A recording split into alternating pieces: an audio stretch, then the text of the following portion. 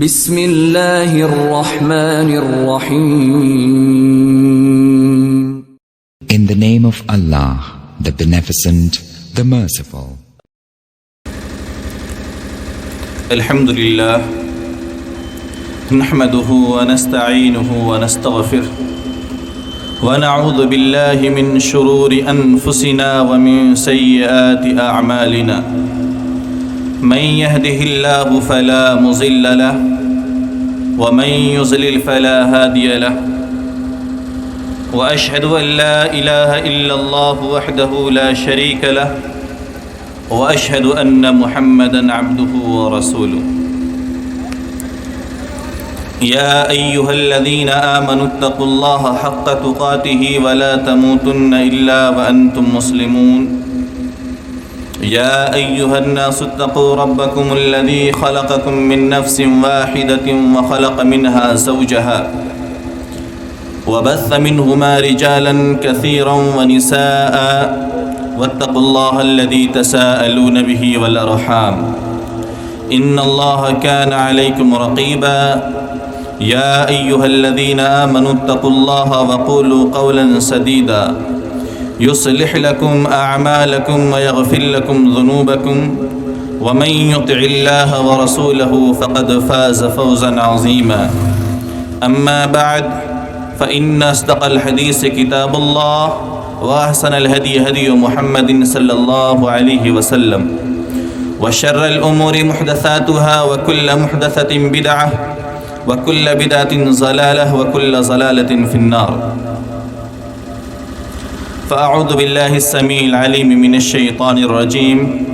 بسم الله الرحمن الرحيم. تبارك الذي بيده الملك وهو على كل شيء قدير الذي خلق الموت والحياة ليبلوكم أيكم أحسن عملا وهو العزيز الغفور. وقال النبي صلى الله عليه وسلم من عمل عملا ليس عليه أمرنا فهو رد. وقال النبي صلى الله عليه وسلم إذا مات الإنسان انقطع عنه عمله إلا من ثلاث صدقة جارية أو علم ينتفع به أو ولد صالح يدعو له. زندہ دل بزرگوں، شیر دل نوجوان بھائیوں، پھول دل ننھے مننے ساتھیوں، ممتا سے لبریز نرم دل اسلامی ماؤں اور بہنوں، اسٹیج پر جلوہ افروز علماء کرام،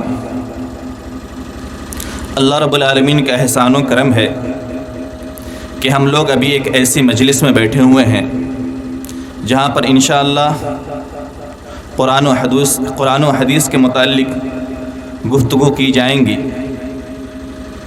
آئیے میں خطبہ مسنونہ کے بعد سورہ ملک کی آیت نمبر 1 اور 2 تلاوت کی.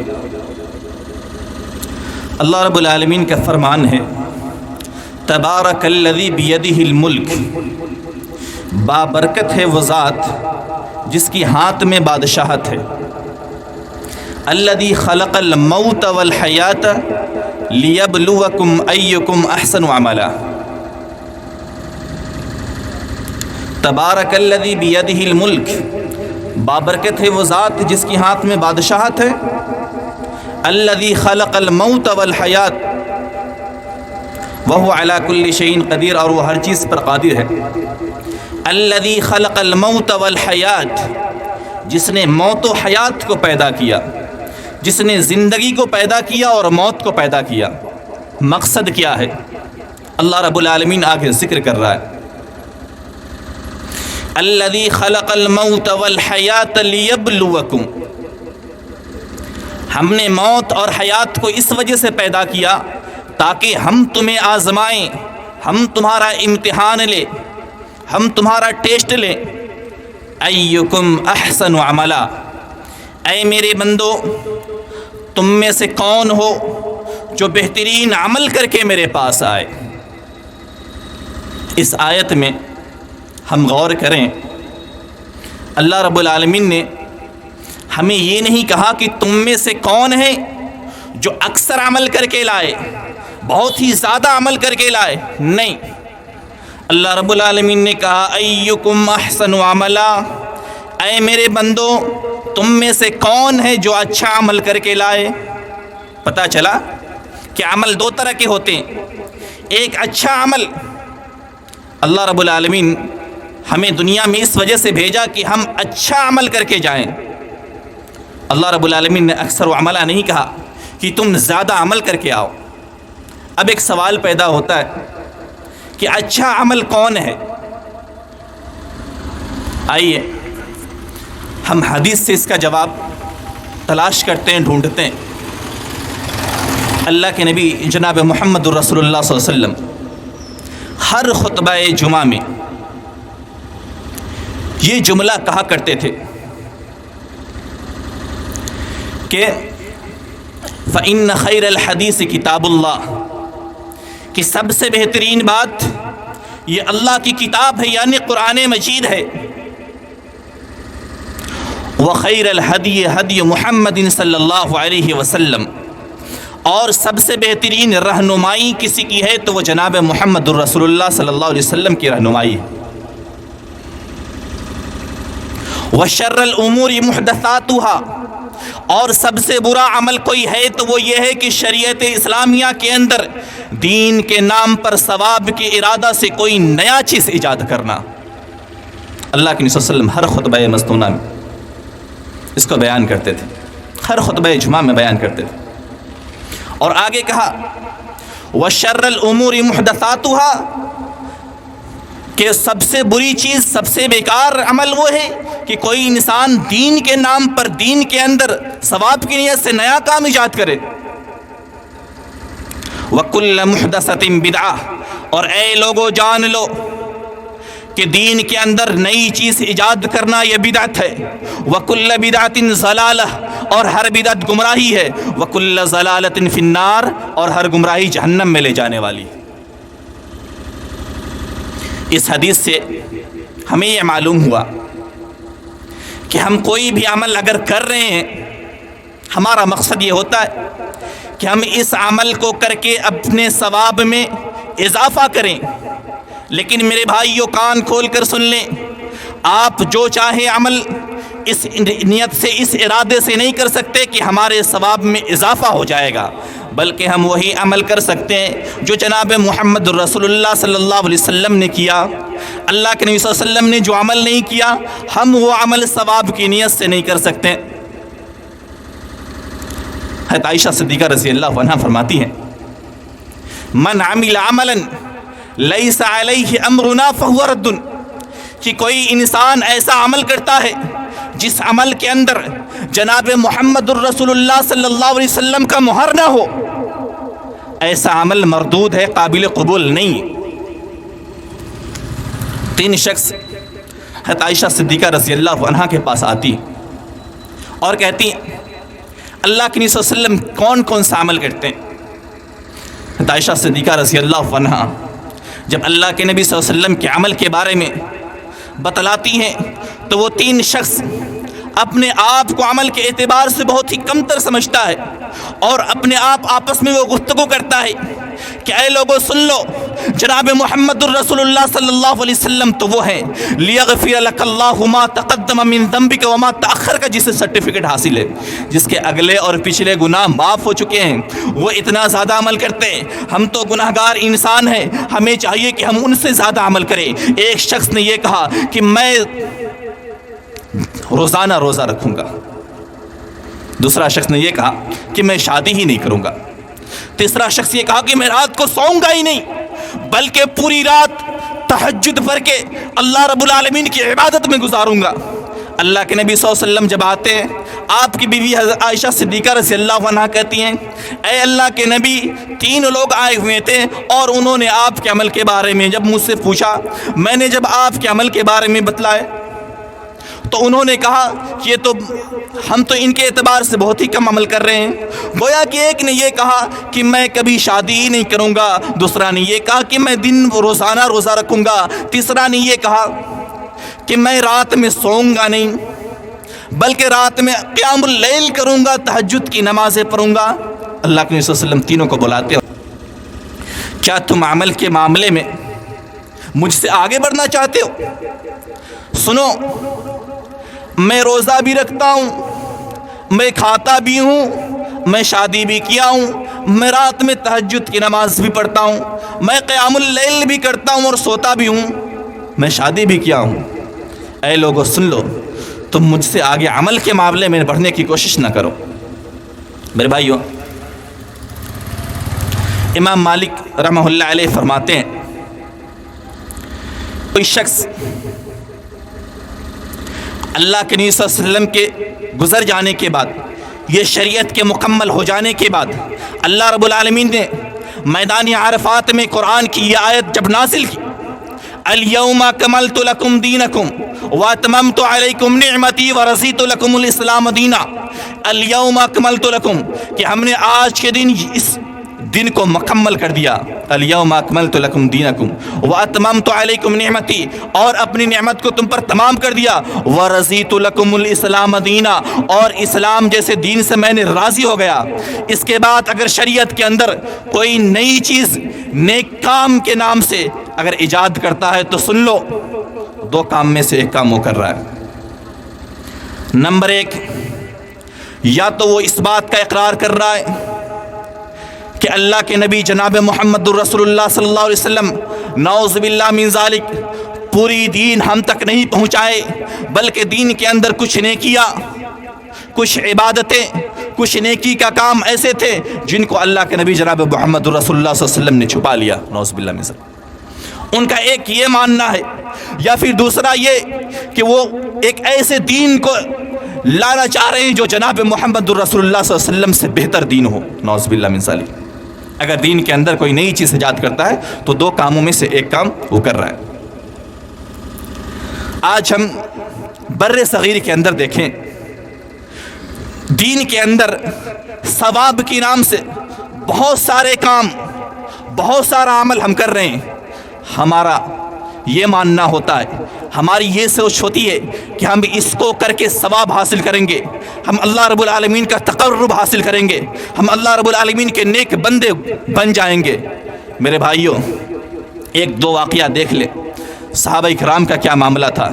ایک صحابی رسول اللہ کے نبی صلی اللہ علیہ وسلم کی جب نظر ان پہ پڑی، وہ بہت ہی زیادہ لاغر اور کمزور ہو چکے تھے۔ اللہ کے نبی صلی اللہ علیہ وسلم سوال کرتے ہیں، اے میرے صحابی بتاؤ تو صحیح، تم اتنے کمزور کیوں دکھ رہے ہو؟ وہ جواب دیتے ہیں، اللہ کے نبی صلی اللہ علیہ وسلم، میں مسلسل 2 سالوں سے روزہ رکھ رہا ہوں۔ اللہ کے نبی صلی اللہ علیہ وسلم فرماتے ہیں، یہ تمہارا روزہ مردود ہے، یہ قابل قبول نہیں ہوگا۔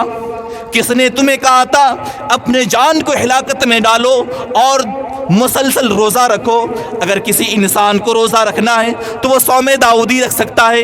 داؤد علیہ السلام ایک دن روزہ رکھتے تھے، دوسرے دن نہیں، پھر تیسرے دن روزہ رکھتے تھے، چوتھے دن نہیں۔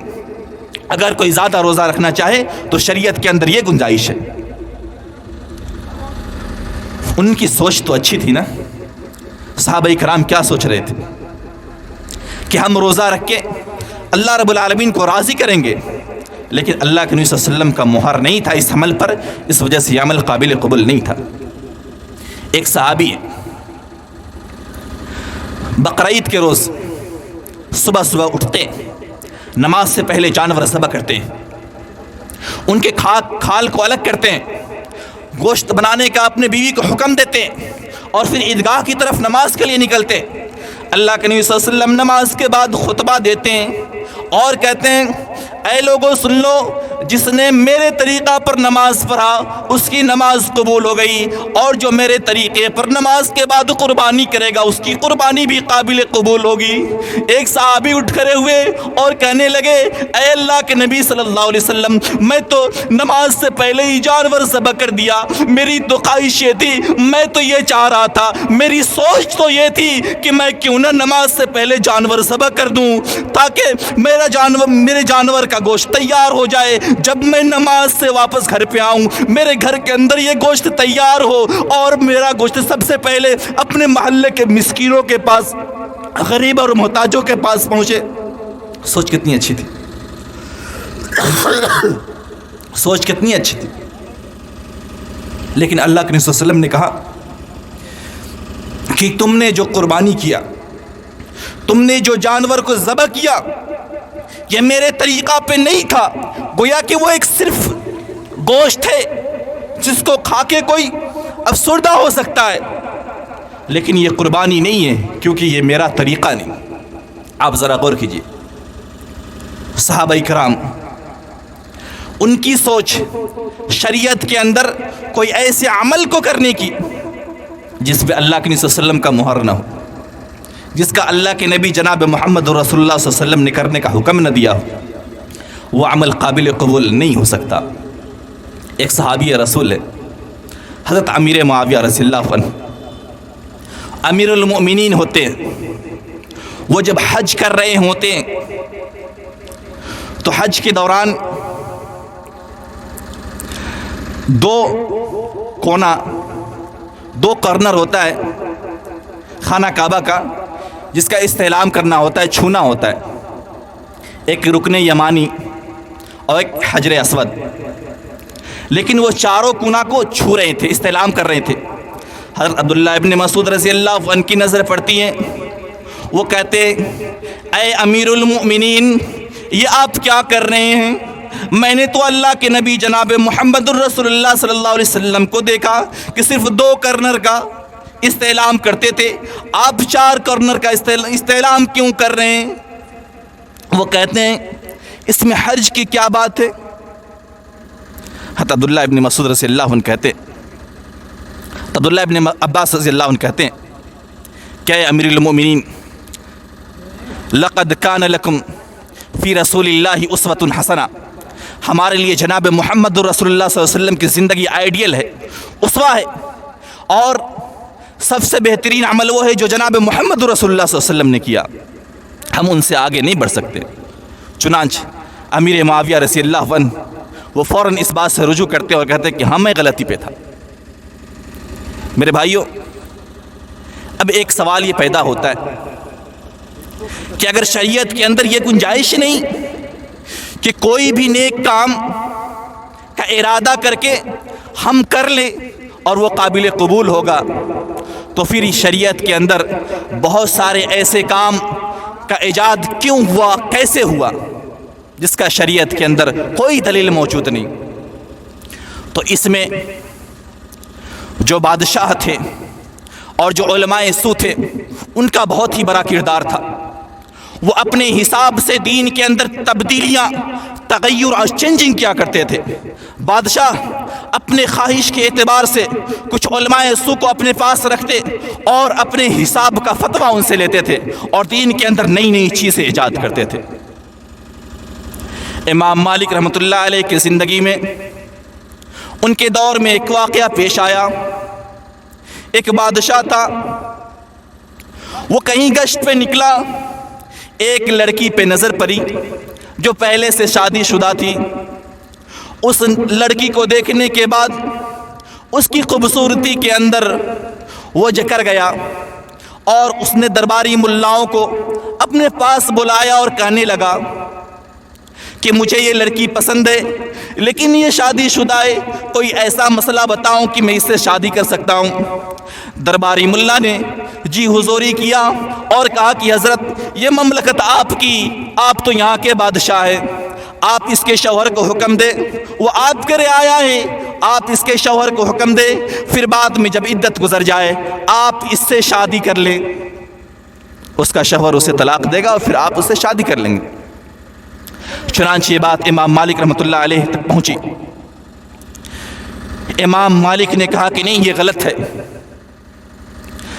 جو اس وقت کے علماء تھے، علماء سو تھے، جو درباری ملا تھے، انہوں نے کہا کہ حضور آپ امام مالک سے بھی فتویٰ لے لیں تاکہ اجماع ہو جائے، کل کو کوئی اعتراض نہ کر پائے.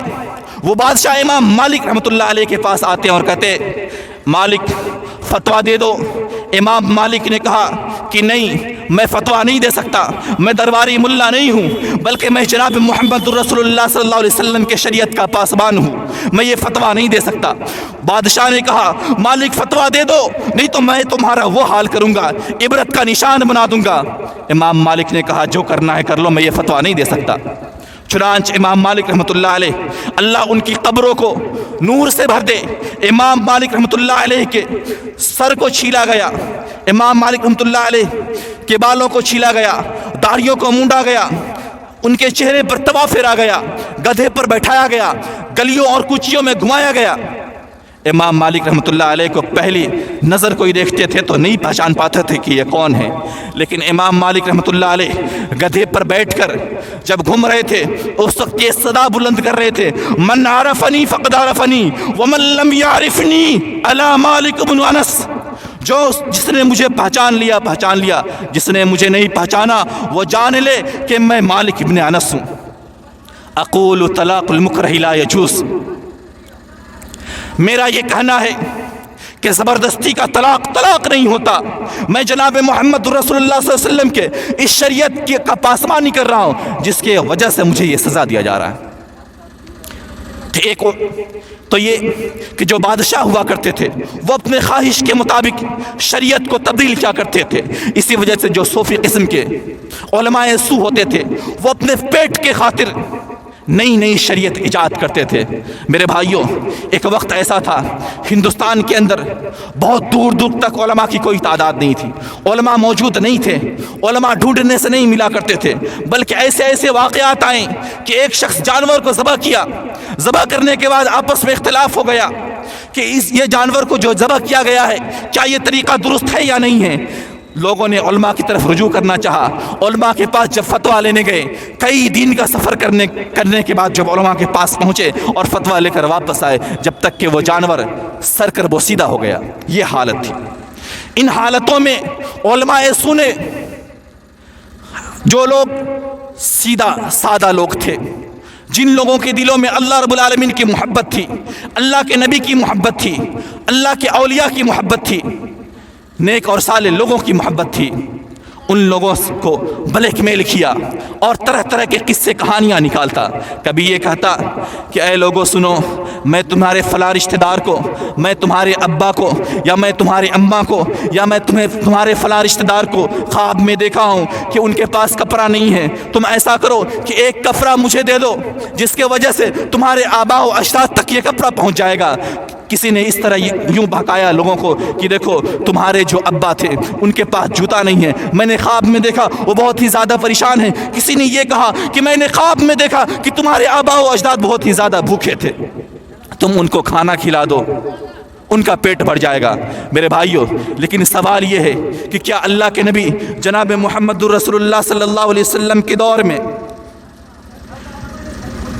کیا اللہ کے نبی جناب محمد رسول اللہ صلی اللہ علیہ وسلم کے دور میں کسی کا انتقال نہیں ہوا؟ ان کے انتقال کے بعد اللہ کے نبی صلی اللہ علیہ وسلم نے کیا عمل کرنے کا حکم دیا؟ انہوں نے اپنے ایصال ثواب کیسے پہنچایا؟ آپ حدیث کے روشنی میں دیکھیں اور اس بات کو سمجھیں۔ حضرت خدیجہ رضی اللہ عنہا اللہ کے نبی صلی اللہ علیہ وسلم کی پہلی بیوی ہوتی ہیں، ان کا انتقال ہوتا ہے۔ اللہ کے نبی صلی اللہ علیہ وسلم کہتے ہیں کہ جس سال ہماری بیوی حضرت خدیجہ رضی اللہ عنہا وفات پائی، وہ سال بہت ہی زیادہ غم کا سال تھا، لیکن اللہ کے نبی صلی اللہ علیہ وسلم نے اپنی بیوی کے محبت میں، اللہ کے نبی صلی اللہ علیہ وسلم نے اپنی بیوی کے عقیدت میں، اللہ کے نبی صلی اللہ علیہ وسلم نے اپنے بیوی کے مقام و مرتبہ کو بلند کرنے کے لیے کہیں ایسا نہیں ہوا صحابہ کرام کو جمع کیے اور کہے کہ اے میری صحابہ کی جماعت سنو، تم قرآن پڑھو تاکہ میرے بیوی کے درجات بلند ہو اور ان کو ثواب ملے۔ اللہ کے نبی صلی اللہ علیہ وسلم کے چچیرے بھائی کا انتقال ہوا، اللہ کے نبی صلی اللہ علیہ وسلم کے چچا کا انتقال ہوا، خود اللہ کے نبی صلی اللہ علیہ وسلم کے بیٹا کا انتقال ہوا۔ اللہ کے نبی صلی اللہ علیہ وسلم غم زدہ تو ہوتے تھے، لیکن میرے بھائیوں، شریعت کے اندر ایک بھی ایسا عمل نہیں ملتا کہ کوئی انسان فوت ہو جائے، کوئی انسان مر جائے، کوئی انسان انتقال کر جائے، اس کے بعد ثواب کے نام سے ان کے وارثوں سے ہم مال و دولت لوٹیں، اپنے پیٹ کو بھرے۔ میرے بھائیو، اللہ کے نبی صلی اللہ علیہ وسلم نے فرمایا اذا مات الانسان انقطع عنه عمله الا من ثلاث صدقة جاریة او علم ينتفع به او ولد صالح يدعو له۔ اگر کوئی انسان مر جاتا ہے، اس دنیا سے چلا جاتا ہے، تو اس کے عمل کا سلسلہ منقطع ہو جاتا ہے، کٹ جاتا ہے، صرف 3 راستے بچتے ہیں۔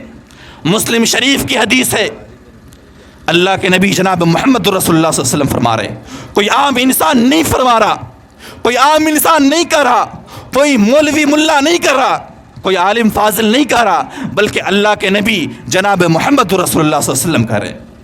اور ہمارا یہ عقیدہ ہے کہ آنکھ سے دیکھی ہوئی چیز غلط ہو سکتی ہے، لیکن جناب محمد رسول اللہ صلی اللہ علیہ وسلم کی کہی ہوئی بات غلط نہیں ہو سکتی۔ اللہ کے نبی صلی اللہ علیہ وسلم نے کہا اگر کوئی انسان مر جاتا ہے تو 3 راستے بچتے ہیں جس کے ذریعے اس کو ثواب پہنچتا ہے۔ صدقۃ جاریۃ، کوئی انسان ایسا صدقہ کرے جو جاری ہو۔ مثال کے طور پہ کوئی کنواں کھدوا دیا، اب اس کنواں سے کوئی انسان جب تک پانی پی رہا ہو، ابھی کنواں کا وقت نہیں ہے نا، کوئی انسان کہیں پر موٹر لگوا دیا۔ اسی طرح کوئی انسان ایسے درخت کو لگا دیا ہو جس درخت سے سایہ ملے، جس کے سایہ میں لوگ بیٹھے، یا ایسا درخت جو پھلدار ہو جس کے پھل کو دوسرے انسان کھائے، یا کوئی انسان مسجد بنوا دے، یا کوئی انسان کوئی بھی نیک کام کر دے، جب تک اس سے عوام کو فائدہ پہنچتی رہے گی اس مردے کو بھی ثواب ملتا رہے گا۔ او علم ينتفع به، یا پھر ایسا نفع بخش علم، کسی نے کوئی تحریر لکھ دی، کسی نے کوئی تقریر کر دی، کسی نے کچھ کتاب کو بانٹ دیا، کسی نے کوئی اچھی تحریر لکھ دی، جب تک اس سے عوام کو فائدہ پہنچے گا اس انسان کو مرنے کے بعد بھی ثواب ملتا رہے گا۔ آگے فرمایا او ولد صالح يدعو له، صرف یہ نہیں کہا کہ نیک اور صالح اولاد، نہیں کہا او ولد صالح يدعو له، کہ نیک صالح اولاد جو اس کے لیے دعا کرے۔ یہ نہیں کہ نیک اور صالح اولاد ہوں، مدرسہ کے اندر گئے، 2-4 علماء کو جمع کر لیے، 2-4 ختمی دلوا دیے، اپنے جیب سے پیسہ دیے اور بھائی ہمارے بابا کی بخشش ہو گئی۔ نہیں، او ولد صالح يدعو له، ایسی اولاد جو نیک صالح ہو اور اپنے والدین کے لیے دعا کرے تو مرنے کے بعد بھی انسان کو ثواب پہنچتا رہے گا۔ ایک بات یہاں پر قابل غور ہے، ایک بات یہاں پر غور کرنے کی ہے، آج دنیاوی معاملات میں ہم کیا کرتے ہیں، ہمارا کیا معاملہ ہوتا ہے۔ اپنے بچوں کو جب پڑھانے کی بات آتی ہے، اسکول اور کالجوں میں ہم اپنے بچے کو بھیجتے ہیں، لیکن دینی تعلیم نہیں دیتے۔ ہم خود نمازی ہیں، ہم حاجی صاحب ہیں، نمازی ہیں، 5 وقت کی نماز پڑھتے ہیں، لیکن اپنے بچوں کو ہم موبائل دے چکے ہیں۔ نماز کے وقت وہ ان موبائل کے اندر مشغول ہوتا ہے۔ تو سن لیجئے، مرنے کے بعد اگر نیک صالح اولاد ہوگا اور آپ کے لیے دعا کرے گا تب آپ کے اعمال میں بڑھوتری ہوگا۔ اللہ کے نبی صلی اللہ علیہ وسلم کہتے ہیں ایک شخص جنت کے اندر ہوتا ہے اور اچانک سے جنت میں اس کے درجات کو بلند کر دیا جاتا ہے۔ وہ شخص سوال کرتا ہے کہ میں تو دنیا سے آ گیا لیکن پھر بھی میرے درجات بلند کیوں ہو رہے ہیں؟ جواب ملے گا کہ تمہارا بچہ جو اس دنیا کے اندر ہے، جو دینی علم حاصل کیا تھا اور وہ تمہارے لیے دعا کر رہا ہے، جس کی وجہ سے تمہارے درجات بلند ہو رہے ہیں۔ میرے بھائی، آج ذرا غور کیجیے، آج علماء اسٹیج پر چڑھ کر قرآن اور حدیث بیان کرتے ہیں، کہتے ہیں کہ یتیموں کا مال نہ کھاؤ، بیواؤں کا مال نہ کھاؤ، لیکن میرے بھائیوں، اگر کسی کا باپ مر جائے، جب تک علماء مولوی ان کے گھر پہ کھانا نہیں کھاتے ان کے والدین کی بخشش نہیں ہوتی۔ کسی کے شوہر کا انتقال ہو جائے، جب تک وہ ان کے یہاں کھانا نہیں کھاتے ان کی بخشش نہیں ہوتی۔ رب کعبہ کی قسم، یہ عمل شریعت سے ثابت نہیں ہے، اور میں یہ چیلنج کر رہا ہوں کہ حدیث کی کوئی کتاب ہو، آپ دکھا دیں اللہ کے نبی صلی اللہ علیہ وسلم کا بھی یہ عمل نہیں تھا، نہ صحابہ کرام کا یہ عمل تھا، اور نہ ہی صالحین سلف و صالحین کا یہ عمل تھا۔ اور ہمارا یہ ماننا ہے کہ وہ کوئی بھی عمل ہو، اللہ کے نبی صلی اللہ علیہ وسلم نے جو عمل نہیں کیا، اللہ کے نبی صلی اللہ علیہ وسلم سے، قرآن اور حدیث سے جو عمل ثابت نہیں، اگر ہم وہ عمل کریں تو میرے بھائیو وہ عمل قابل قبول نہیں۔ اور میں نے جو شروع میں حدیث پڑھا تھا کہ کل محدثۃ بدعہ وکل بدعۃ ضلالہ وکل ضلالۃ فی النار، کہ اگر کوئی شخص دین کے اندر کوئی نیا کام ایجاد کرتا ہے تو میرے بھائیو یہ بدعت ہے، اور بدعت گمراہی ہے، گمراہی جہنم میں لے جانے والی ہے۔ آخر میں ایک حدیث پڑھ کے میں اپنی بات کو ختم کروں گا۔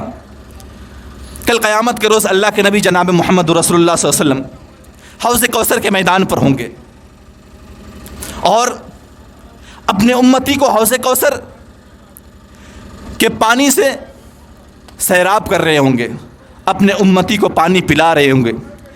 ابھی پانی پلاتے ہی ہوں گے کہ چند لوگ آئیں گے، ان کے پاس داڑھی بھی ہوں گی، وضو کے نشانات سے ان کے چہرے اور ان کے ہاتھ چمک رہے ہوں گے۔ اللہ کے نبی جناب محمد الرسول اللہ صلی اللہ علیہ وسلم وضو کے نشانات سے پہچان لیں گے کہ میری امت ہے، لیکن فرشتے ان کے سامنے ایک دیوار حائل کر دے گی۔ اللہ کے نبی صلی اللہ علیہ وسلم طرف جائیں گے اور کہیں گے امتی امتی، یہ تو میری امت کے لوگ ہیں، یہ میری امت کے لوگ ہیں۔ فرشتے جواب دیں گے انک لا تدری ما احدثوا بعدک، اے نبی جناب محمد الرسول اللہ صلی اللہ علیہ وسلم، آپ کو نہیں معلوم کہ آپ کے دنیا سے جانے کے بعد یہ لوگ دین کے اندر نئی نئی چیز دین کے نام پر، ثواب کے نام پر ایجاد کیا۔